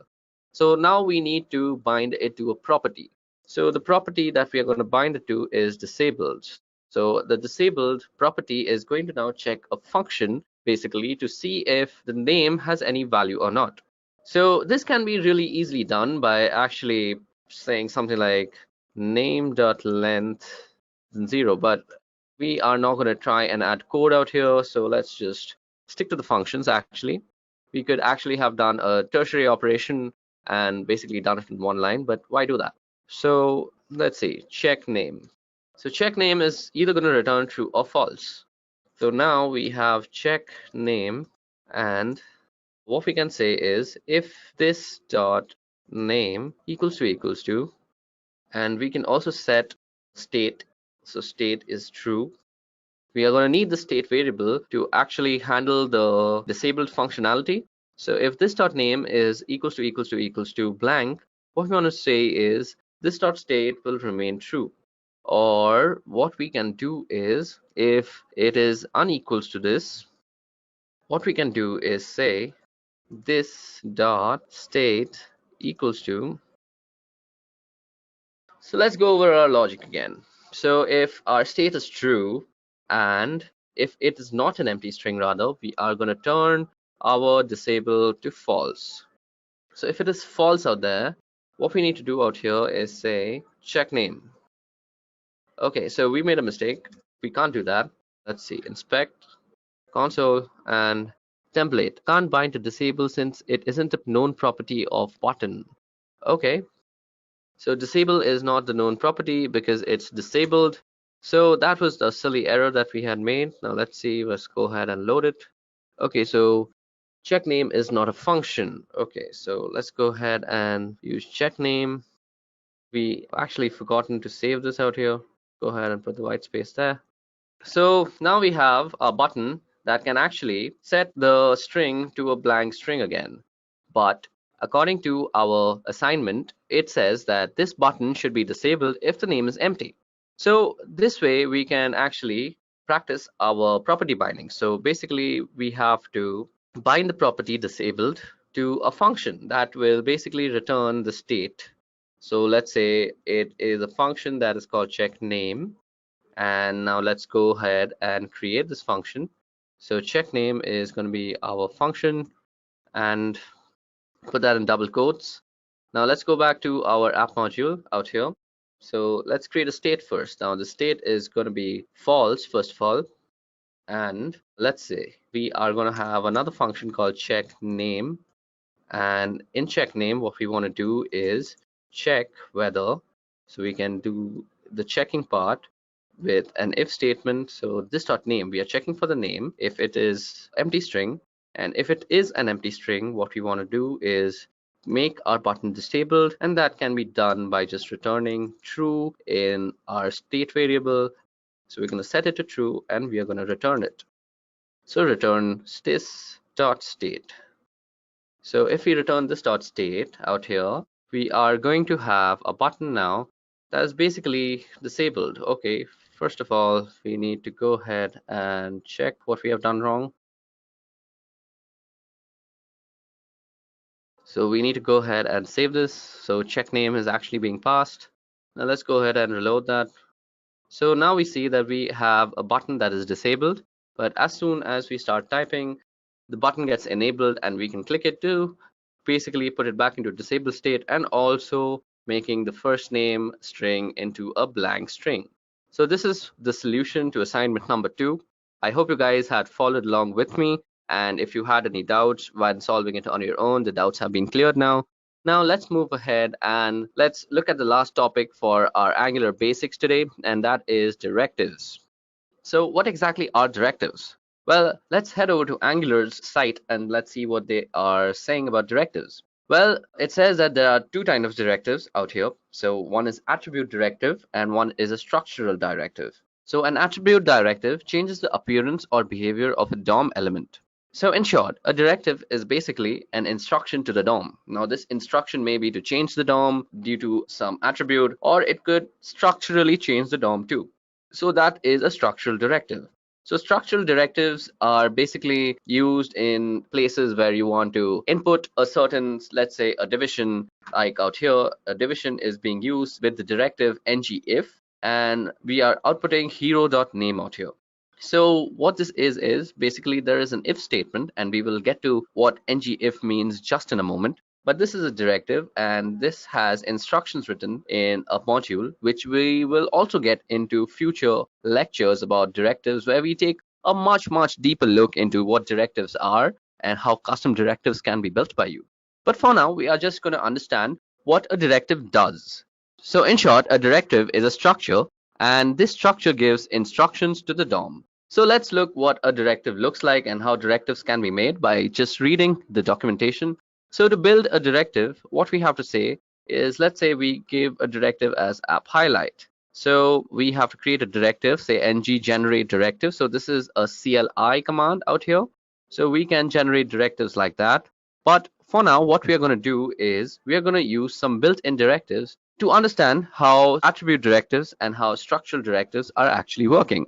So the directives that we are going to be using are ngIf, ngElse, so basically if and else, and ng-for. So these are the three directives that we are going to be using today. And after I show you how to use these directives, I will also be giving you an assignment, and that will be your last assignment for this Angular tutorial, and we will wrap it up after that.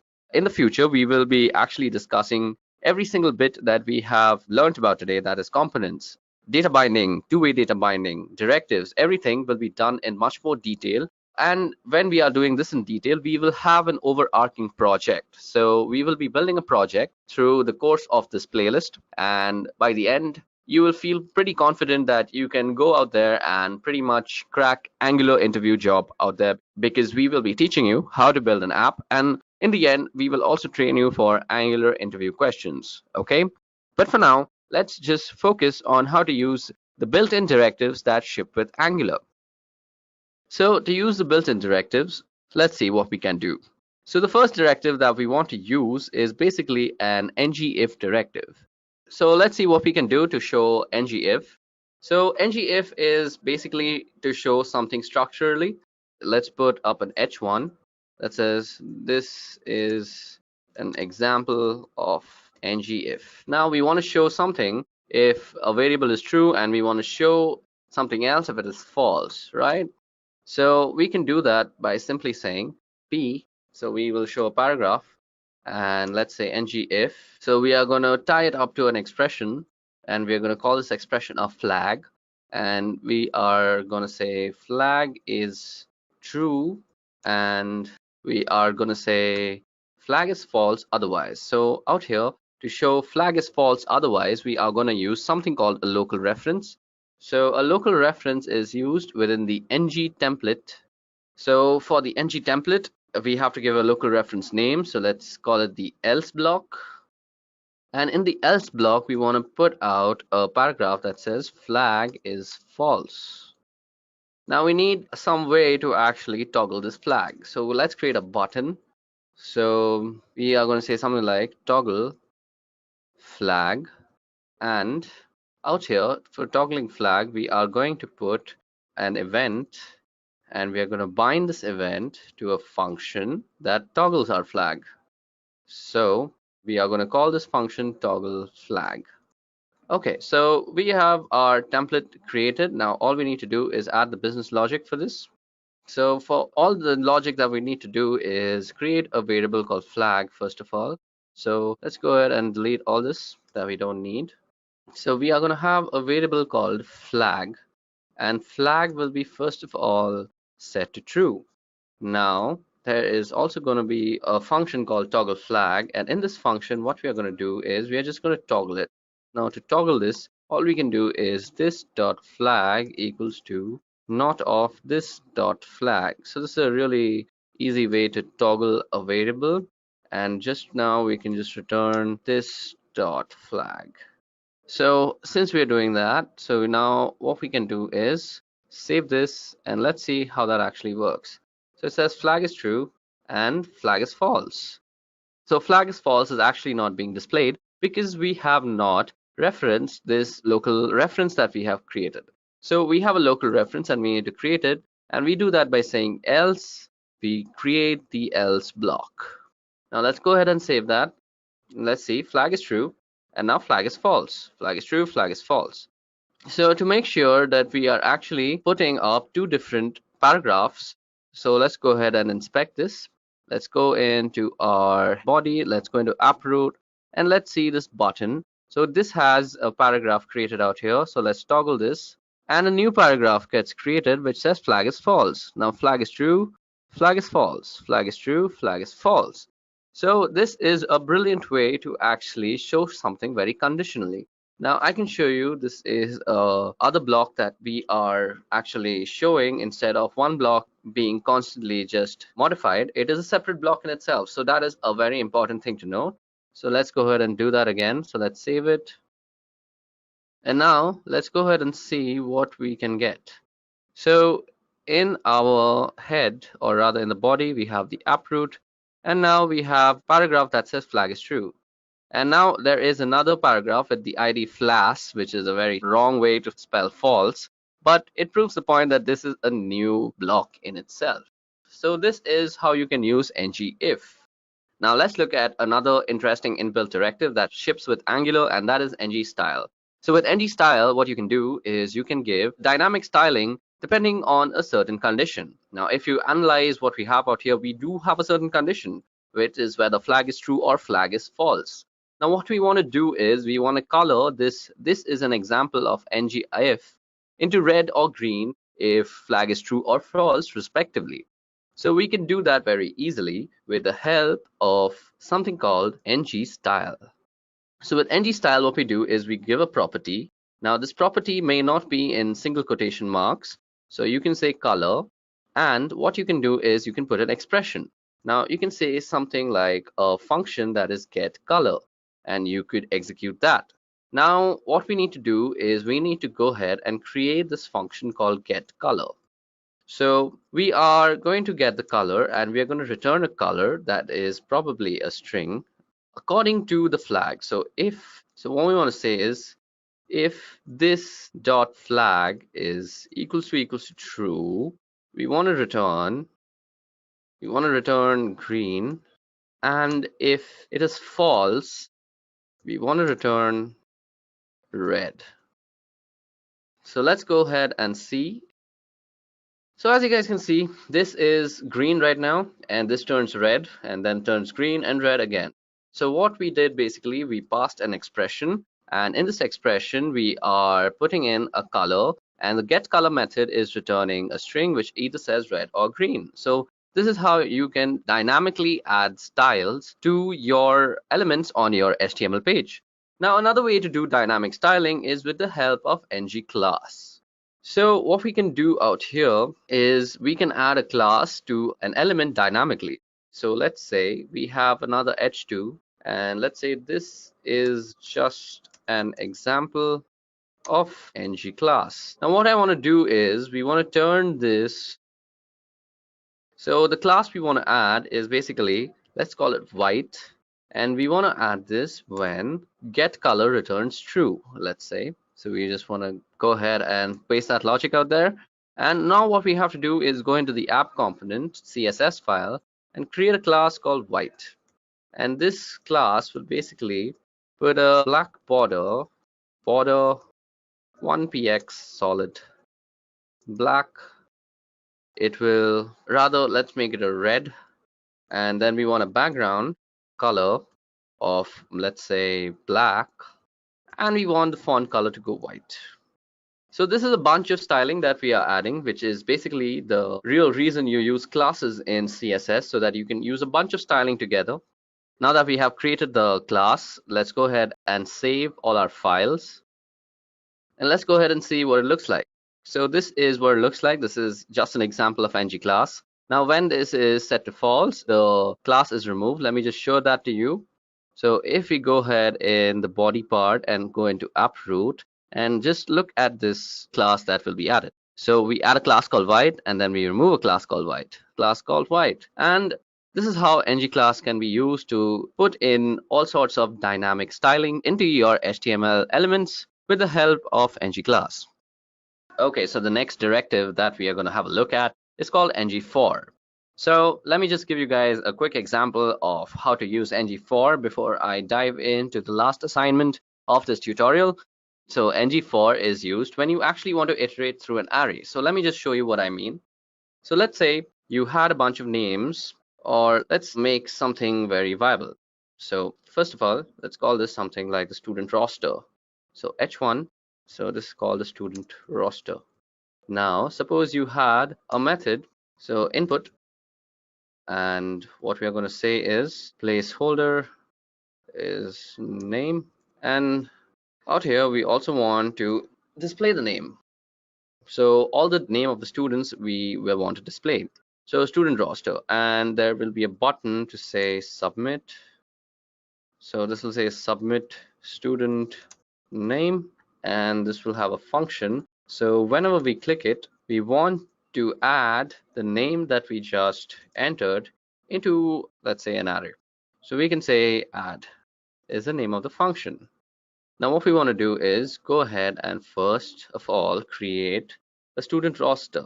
So student roster is equals to, let's add some pre-built students. So Arya, and let's say Rohit, and let's say Upasana. Now what we want to do is, let me just fix these white spaces up. Now what we want to do is we want to display the student roster, and then we also want to add to the student roster every time the button is clicked. So we have a function for that, and it's called add.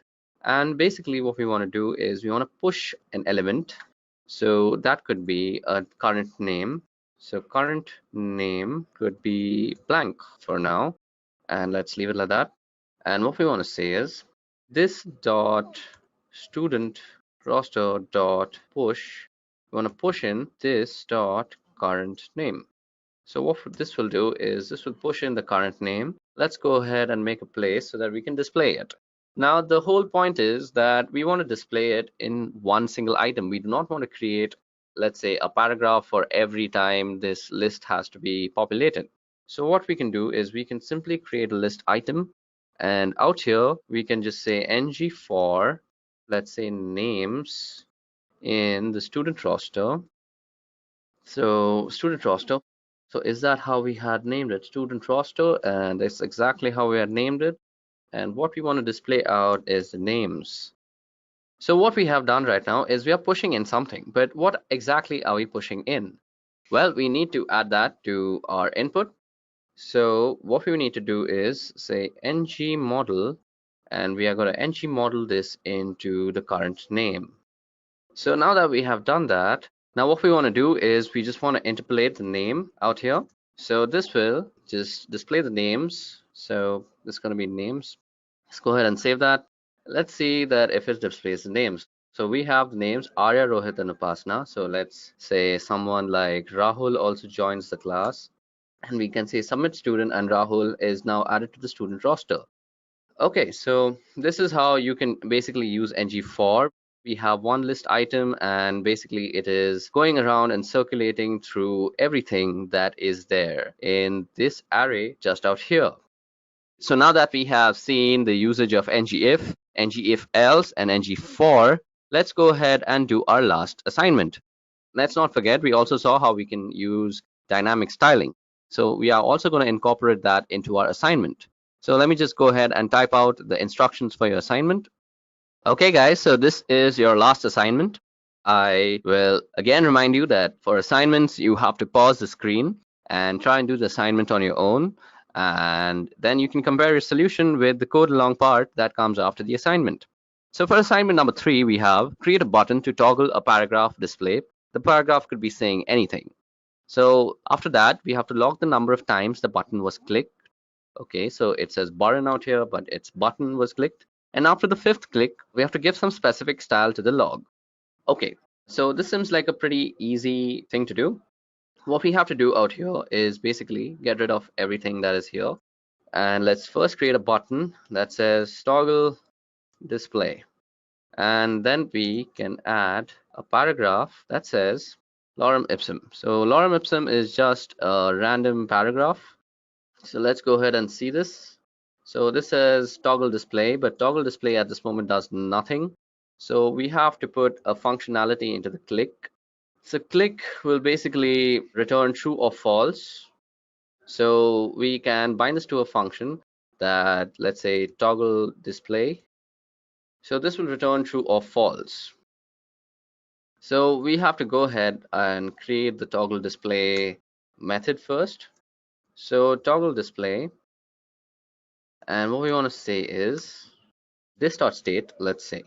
So let's create a state variable first. So state is going to be true, and toggling is basically what we had learned, that we have to turn it into something that it is not. So this dot state equals to not of this dot state, and that should do it for us. So this will toggle the display. So now that we have toggled the display, now all we have to do is bind this logic. So we say ng if, and we only want to show this if state is equals to true. So if that is what we have done correctly, we are toggling the display and this is true. Now what we need to do, another thing is, according to the instructions of the assignment, is that we have to log the number of times the button was clicked. So what we need is basically a counter to count the number of times we have clicked the button. Now every time the button is clicked, we want to actually increase the counter, and we can simply do that with an incremental statement. So this dot counter, now what we want to do is we want to say out here, we want to create a paragraph, and this will have ng for, and so click of clicks, so rather counter. So for ng for, this needs to be pushed into an array. So we are going to say button click. Okay, so there's another way to do this. We don't really need a counter, or rather we can make counter into an array itself. And when this is clicked, all we need to do is say this dot counter dot push a counter dot length plus 1. So we're going to say this dot counter dot length plus 1. So the length initially is 0. So this should just go ahead and add it to this counter.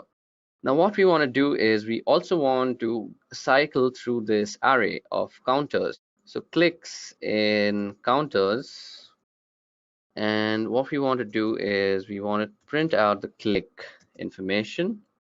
So let's see. So now that we have actually put the logic to push the length of a counter into our array, we need to do and cycle this array.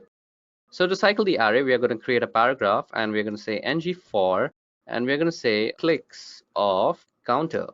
And what we are going to try and interpolate out here is the counter, or rather the clicks, and let's see if that works. So out here we have our display. We're going to click it once, click it twice, and we can see it goes on and on and on. And we have kind of created a counter, and this is kind of logging it all down. Now that we have set up our counter for our toggling, all we need to do is follow the last instruction, and that is after the 5th click, we have to give some specific style to the log. Okay, so we can do this with the help of ng styles. So ng styles, let's see, we want to make the color of our font blue only when get length is more than 5. So get length is a function. So this will return some value or the other. So let's go ahead and create that too. So get length is going to react and create if, let's see, this dot counter dot length is greater than 4, then we want to return the string blue, else we want to return the string black. So now we have a function that returns something, and we have binded that function with the color style with the use of ng style directive. So let's go ahead and see if this works for us. So let's toggle the display 1, 2, 3, 4, 5, and that has turned our list into a blue list just after 5. So this is how you would approach the solution to assignment 3. And this brings us to the end of this Angular tutorial. We learned a lot today. We saw what is Angular. We saw the differences that Angular 8 has brought about in the industry. After that, we also started with installation of Angular. Then we went ahead and set up our project. We learned how to create our own custom components manually and through the CLI.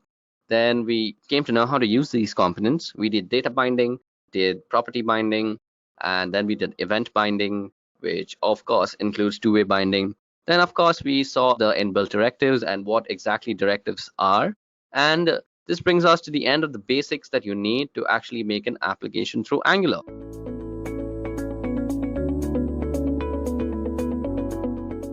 Welcome everyone, this is Swati from Edureka. In today's session, we'll go through React.js tutorial. So if you guys are familiar with the term React.js, then you might know that it's a front-end library developed by Facebook. So today we'll learn in and out of React.js. But before we start, let's explore a React.js application. I'm sure all of us spend a lot of time on Facebook. If not a lot, at least some. So all of you can easily relate that this application looks exactly like Facebook comment section. In this comment application, we can add a new comment, delete an existing comment, or even can reply to some other comment. Let me show you how. Here I'm adding a comment. I can delete my comment. I can even delete some others comment if I have the authority. And then I can reply to others comment like this. Perhaps you would have noticed whether I'm adding or deleting comments, only that section is getting updated instead of the entire page. So what I'm trying to say is that we do not have to reload or refresh the entire application to see the updates. So how exactly is this happening? Well, this is the magic of React.js and that is what we are going to learn today.